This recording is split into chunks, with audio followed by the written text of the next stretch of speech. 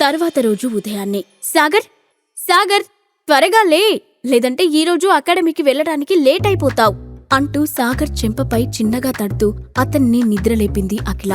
Late అవుతుందన్న మాట వినగానే ఒక్కసారిగా ఉలిక్కిపడి నిద్రలేచిన సాగర్ ఎదురుగా వాల్ క్లాక్ వైపు చూసి నిజంగానే లేట్ అయిపోతుంది, త్వరగా ఫ్రెష్ అవ్వాలి అంటూ హడావుడిగా బెడ్ పై నుంచి లేచాడు.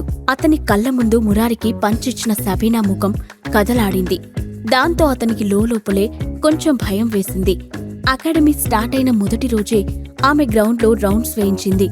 ఈ రోజు లేట్ అయితే ఇంకా ఎలాంటి పనిష్మెంట్ ఇస్తుందో తెలీదు అనుకుంటూ హడావుడిగా బ్రష్ చేయడం మొదలుపెట్టాడు. అది చూసి అఖిల నవ్వుకుంటూ నీకోసం బ్రేక్ఫాస్ట్ రెడీ చేసి టేబుల్ పై పెట్టాను, త్వరగా రెడీ అయి కిందకి రా అని చెప్పింది. ఆ మాట వినగానే బ్రష్ చేస్తున్న సాగర్ ఒక్కసారిగా షాక్ అవుతూ నోట్లో ఉన్న నురగను దాదాపుగా మింగేశాడు.